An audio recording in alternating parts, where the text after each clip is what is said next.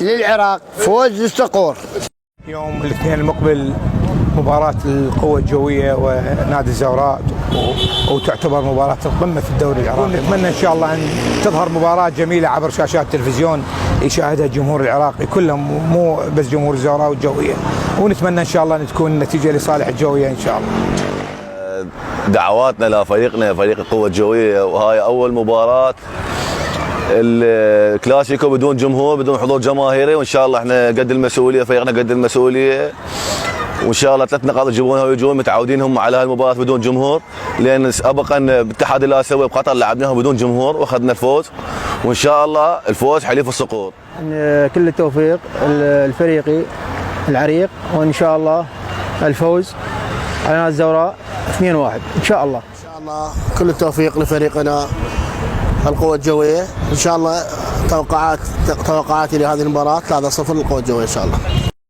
مباراة الجوية والزوراء ستكون صالح الجوية 3-1.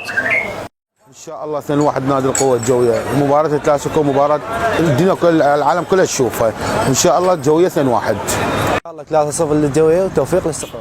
ونتمنى احنا يعني تمنينا الجمهور يحضر بالمباراة، بس قدر الله ما شاء، وان شاء الله احنا خلفكم ونساندكم، يعني احنا نريد الفوز ما عندكم، بس احنا جايين من 3 انتصارات 9 نقاط بجلب الصقور، ان شاء الله لذلك 3 نقاط نحلق بالصدارة، واحنا محبين لكم. جمهورنا دائما ينتظر هذه المباراة الكبيرة، لأن هي مباراة تجمع نجوم الرياضة العراقية من سبعينات القرن الماضي لحد الآن.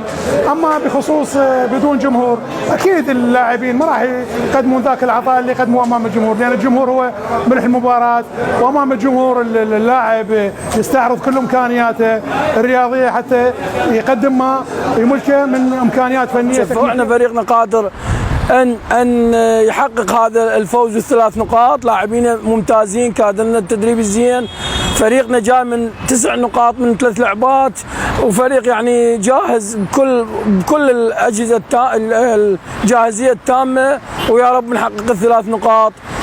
الشعب العراقي ان شاء الله الفوز للصقور.